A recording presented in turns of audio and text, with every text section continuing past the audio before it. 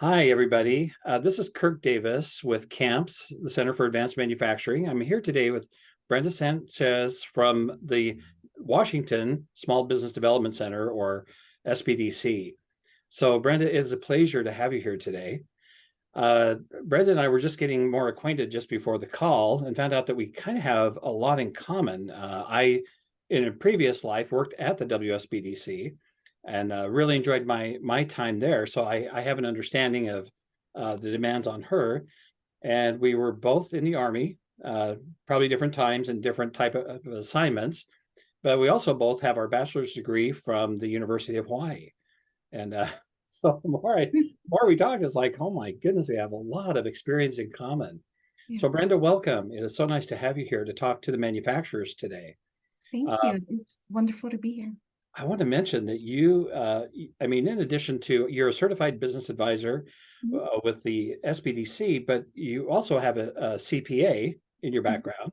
mhm, And you and I were just talking that in your current role, you really cannot give tax advice or mhm, legal advice to your clients. mhm, However, you have a really strong financial background. And mhm. I came from banking and I have this strong financial background. So we thought that today we would talk about a topic of for manufacturers is how to be bankable. Because Mhm, one of the things that funds that I've seen really initiate growth in manufacturing is the ability for manufacturers to get funding from banks. mhm, There's other ways to get funding, but bank money is the cheapest money, I think, the best money. mhm. So anyway, Brenda, I'm so excited to meet you and to have this opportunity to talk to manufacturers today about being bankable. So go ahead and tell us, Brenda, a little bit about your experience. How long have you been at the SBDC now? Sure. So I started full time at the SBDC in May of last year. Yeah. Okay. So it's been a little over a year. Since then I've completed the certification because there's that 6-month certification process. And yeah, it's kind of gone by so fast. Yeah, and I really enjoyed my work there because the business owners you get to work with are great. And the SBDC provides technical assistance, which means you can take them any problem. And you have a network, and I'll just mention there's 33 offices throughout the state of Washington. So chances are there's an SBDC office near you, and there's more than 40 certified business advisors, and they network together on problems. So if you talk to Brenda and you come up with something that's difficult or she hasn't encountered it before, she's got these 40 other people to help find solutions. And so the SBDC can be a great help. And Brenda, is it okay to say how much you charge for technical assistance? It's no cost to you. We're funded, well, my office specifically is funded by the SBA and Washington State University. So Yeah, so they are funded to help businesses at no charge, which is incredible. And I know you'll enjoy the experience of getting to know Brenda, and to have these type of conversations can be so helpful. So let's talk a little bit because we both understand the importance of bank financing. Uh, what do we mean by being bankable? Do you have any good working definition for that? it's basically the credit worthiness of the company, and it's being bankable means being a low risk to lenders. So your financials are good. I can go into a little more detail. Yeah, Would you? we will. This is Okay, a good. technical session. We're gonna kind of dive deep because we're both good at this. But yeah, and I think of strong financials, but usually with positive trends. Yes. And the Mhm. the problem that I understand because of the way the economy has gone the last several years, yeah, maybe 3, 4 years, it's not been easy for manufacturers to maintain a positive trends in their revenue and their earnings and other measures that the banks looks at. So let's just talk for a moment about some of that basic financial criteria. What are the banks looking at? And I really like what you said that your company, from the bank's point of view, has to present a low risk because in return, there is an interest rate, but they're not charging you equity like other forms of funding, like a venture capital or an angel or private investor or private equity, you know, they'll come in, sure, but then they want equity for that, where the bank says, here's an interest rate, but we don't need the equity. But in return, we want to present very low risk to the bank. So positive financials, obviously, right? Yeah. Your management team as well. Oh, yes. That's very important. That's key. Like I said, the credit worthiness, your cash flow, there's internal and external forces, right? So Yes. when you're talking about financials, you want to look at your financial ratios, right? Your debt service coverage ratio, your leverage ratio, profitability, liquidity. Okay, we talked about cash flow, working capital. All of those things have to be at least on a positive trending wise, right? Well, I had a client that was trying to get a loan and was in the negative. So like was working at was operating at a loss, and I had to very kindly, gently let them know that a bank is not going to lend to a business that's working in the negative. So those are internal forces, right? Right. What is your management team, and what are you doing with the sales and everything that's happening in your business? External forces can be you started talking about trends, right? Are there positive trends in your industry? Industry and economic trends, and compliance and regulatory issues as well. So banks will look at that to see if you are at a higher risk or lower risk, because the bank wants to lend to lower risk clients versus higher risk clients. Yeah. So let's let's just take a look at well, you know, I'm going to assume that people have some basic, you know, understanding of finances. But what are the statements that a bank will look at from your experience? What statements are they going to ask business owners for? Sure. So the typical three that they'll ask for is the balance sheet, income statement, and cash flow statement. If you're a bigger company, they may ask for maybe a statement of shareholders' equity to see what's happening there. With the equity of the company. They will also look at the notes to the financial statements as well to see if there's any indicators that there might be red flags or things like that. They obviously your historical wise, they'll look at basically those three financial statements. And you know, and I know they'll ask for some other things. And it was my experience. I was a banker in my previous life with Bank of America and US Bank. So no matter how much I asked the business owner for, and I'd send it to underwriting to look at, they always asked for more information. But you know, typically it was things like the, you know, maybe an equity statement, or maybe a debt or liability schedule. So don't be surprised if you keep getting asked for more and more information. And today, from my experience, banks are looking not only at the business financials, but they tend to look at the personal financials as well.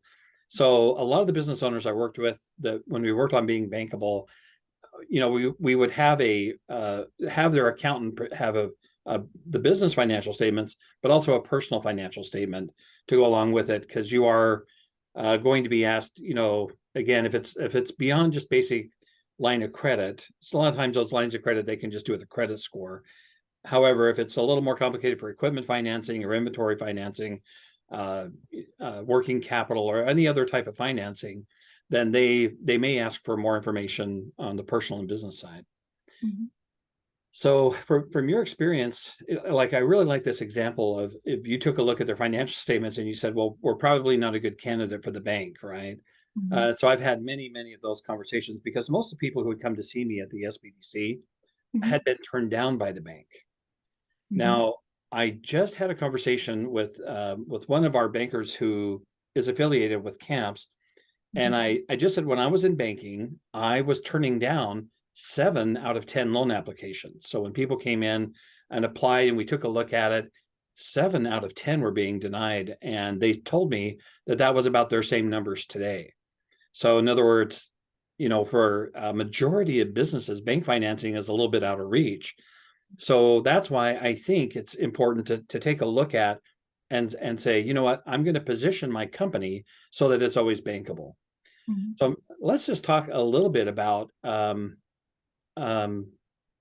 numbers that a business, executive team needs to look at Mhm. to know that they are bankable. What are some of those numbers from your experience? Going by industry numbers, if you're looking at your industry, like, know what's happening in your industry, number one, right? You besides being beyond being bankable, you have to know what's going on in your industry. And if your numbers based on the industry are worse than industry, like, that's not going to be good for your business, right? If they are a little bit better, then obviously that's going to give you a higher chance of getting a loan, right? You're doing something right. The debt to service coverage ratio, over a 1.0 would be preferable because you're able to cover your debt with your net operating income. The industry average is there. Most businesses that I've worked with, they don't know what those industry averages are. So that's something you typically have to check with your industry associations. Sometimes they have that. Sometimes your accountant can look that up. They have access to industry averages, but most banks and bankers are able to research, because when they make their decision, they're going to make their decision, part of that decision, on how are you performing compared to the industry. So that's something you can go back to your banker, your accountant, or an industry association, or maybe you could Google it too, but to get an idea of what those financial averages are for your industry. So, but I think that was a really good tip, and something we don't typically think of, but it can affect how the bank looks at you. So the debt service coverage ratio, anything over a 1 suggests that your company is able to cover its debt with the net operating income. So the income that's coming in is able to cover that debt. And that puts you in a positive light with lenders, with financial institutions. And this is one that I think business owners don't look at at all, because it's very complicated. But what you're kind of saying is, if you look at the total debt payments, and there's different ways to look at that in terms of principal and interest. But if you just take the principal and interest payments and total that up for your business, and then look at your net cash flow, right, which you could get from your cash flow statement. And so on an annual basis, you take your annual debt payments and compare that to your net cash flow. So you're just saying, if there's $1 of debt payment to $1 of net cash flow, then you're okay. That's not great, but it's okay. But it would be stronger if you're, say, a 1.2 or 1.3. Then so if you got 1.2 or 1.3 of net cash flow to debt coverage, the bank will say that's good. That's really good. So I just those were numbers that I would often calculate for my clients, just because it's something they don't normally think about. But it was kind of surprising how many of them didn't have a positive debt coverage ratio. So anyway, that debt coverage ratio is something that you can kind of keep an eye on, is when you look at the end of the year at your because the bank will typically look at 1, 2, or 3 years historically, right? So again, we're talking about a positive trend of having more cash flow available at the end of the year than annual debt payments. Any kind of leverage ratio. So debt to equity. So how much equity you have versus how much debt. You touched on it a little bit earlier, where equity is more expensive than debt, right? Once you pay off a debt, it's gone. You can't pay off your investors as easily. So you share that risk and that reward as well with your investors. So you want to look at your profitability ratios, right? Your return on assets, things like that. You want to look at liquidity ratios, right? Your current and quick ratios. You want to know if you can meet those liquidity ratios, basically let you know if you're able to meet your short-term obligations, right? And yeah, I would say those would be the best ratios to look at.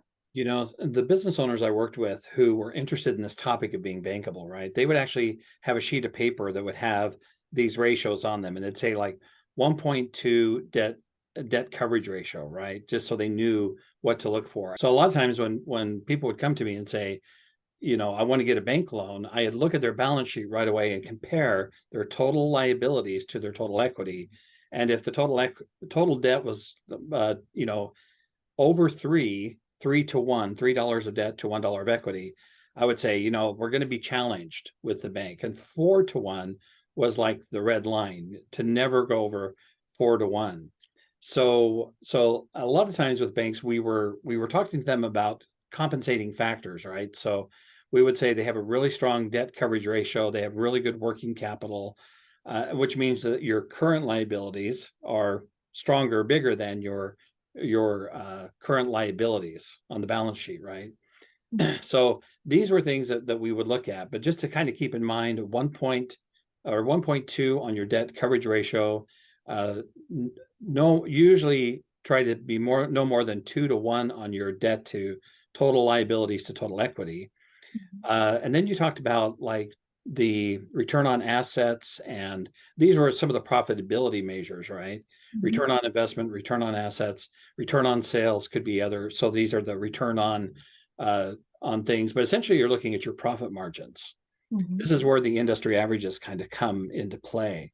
So anyway, yeah, these are really good guidelines, you know, for business owners to think about. So from your experience, and a person's looking at a bank loan, but a lot of times when they look at their financial statements, this is all very confusing, which to me is a really good reason to go talk to Brenda before you talk to the bank. That's definitely one of the things that SBDC does. I love numbers, so if you hate numbers, just come my way. Yeah. So yeah, we can help you with things like financial analysis and planning. We can't do it for you, but we can definitely educate you and put you in a better place. We can give you you know, business advising advice, like, you know, what we can't make the decision for you, but we can definitely look at those numbers and help you read those financial statements, because they're telling you a story and we can help you read that story a lot better. Brenda, that was such a good point, because what a lot of people don't like about going to the bank is that the banks tend to understand, or the bankers tend to understand their financials better than they do. Not always, but sometimes this happens, right? So you want to be ready to explain the story of your financials to the banker. And with manufacturers, they get a lot more complicated financial statements because of inventory, because of work in process, because of accounts receivable. It can really change the complexity of the conversation. So I think by talking to the SBDC before you go to the bank, you're going to be in a position where you can talk about, you know, what does your inventory, you know, especially, you know, inventory compared to some of your other ratios, where's that at, your accounts receivable, your work in process, and how is that affecting your working capital, blah, blah, blah. So those conversations, it helps you be ready for the bank when they talk to you about this and say, well, you know, we noticed that you have a lot of, you know, inventory that's not moving. Well, now you're ready for that conversation, right? So and also I think it could really help with the structure of the debt too. That's something that I think, Brenda, you could really help somebody prepare in advance for what kind of funding do I need? Because from a banker's point of view, they don't look at a loan as a loan, but they look at different things like a line of credit, or if you're funding inventory, if you're funding working capital, or if you're funding an asset or equipment or a building. They look at all those as different instruments, essentially. Yeah, different banking products for sure. 3 things that are really, really important, I would say, are watching those capital expenditures, right?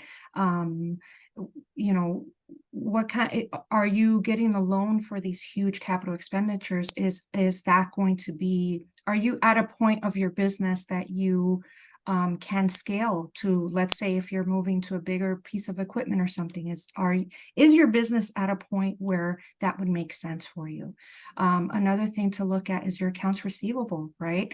It's great if you're making sales, but if you're not if you have a lot of clients or customers on credit, that accounts receivable needs to be moving.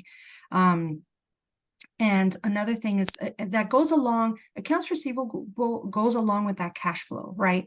Is that cash flow moving expediently towards your business? So if you're getting a lot of sales, but your accounts receivable aging is getting bigger and bigger and bigger, that's a red flag as well. So not just keeping track of that inventory, but also keeping track of those expenditures and where the money's going.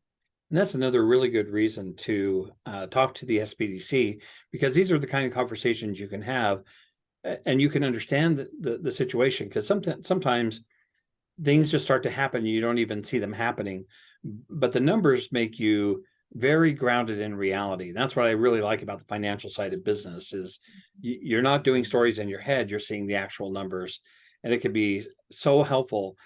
Also, Brenda, in my experience, a lot of companies aren't really good at being ready for that loan conversation, meaning they go in, they apply for a loan, but they don't have their financial statements ready. They're not ready for questions about how all of this works or interrelates. Do you have any advice in terms of like a best practice, say with their accounting firm, or maybe they have their accounting team, they have a team of accountants in their own company, or they're using an accounting firm, but how up to date should the financial statements be from your point of view? Well, so there should be your accounting department, whether if it's internal or external, should be doing a month-end process, right? So every month, at the end of the month, the books are being closed, which means that all the transactions are being tick tied, making sure everything was recorded, making sure everything makes sense. You don't want to get to a point where you're leaving that for each quarter or each year end, because it's just, especially with manufacturing, it's just a nightmare. Absolutely. So every month, as with especially a manufacturing company, you should be having meetings about your financials, right? Knowing what's going on in your business is just critical. It's critical for your decision making. It's just, sooner even more, but I would say at a minimum monthly, because your books are being closed on a monthly basis, or should be closed on a monthly basis, and you should know where your business is at. So typically, and I really like your recommendation to have a regular financial meeting, maybe it's once a month, at least once a month, but you should be having the financial reports from last month, I think no later than mid-month. So if we're November 15th, we should be receiving October's financial statements. And, if there's some ratio slipping, if your accounts receivable days are moving out, or your working capital is thinning out, or if your debt ratio is getting too big, these are the kind of things you should be able to see and then take some action on, which was going to be my recommendation. If you find yourself in a position where you're not sure you're bankable, or a bank has told you you're not bankable, this is another really good reason to go to the SBDC, so you can actually have these kind of meetings and questions and take a look at it. A lot of businesses could benefit from just having these kind of work on your business meetings. I have dealt with some companies that they're making a lot of sales, and then actually very common is there are businesses that have come to me, multiple businesses, where they're like, oh, we're making all these sales. I don't get it. I don't see the money in the bank, right? And it's going through those financials and understanding what's going on in the business. And part of that is being timely and recording those transactions as well, because a lot of times it's either the business owner is not paying attention to what's going on in the business, or the transactions, by the time the transactions are put into the system, it's you can't react, you can't respond to those changes in your business. So I'll just mention that years ago as a banker, I had a client who outgrew his accounting system and his accountants. He actually just fired his whole accounting team. And I told him, I said, I think that's a mistake. His personal income at that time, the business owner's personal income was well over $1 million a year. And he said, no, I know my numbers, I know where they need to be. And he said, I can fly blind for a little while. Well, it took him 6 months to get the right system in, to get the right people in. And by that time, he had already lost like $3 million because he wasn't keeping an eye on the finances. And it took him, we worked with him for another 3 to 5 years before he recovered from those losses. So, this idea of flying blind or not looking at your financial statements has always had an unhappy ending. Yeah. Don't go by emotions. Yes. Go by the numbers. The numbers never lie. And The then don't numbers think you know never the lie. numbers, without the statements. So I think it's Absolutely. really important to keep that regular eye on your financial statements. Yeah.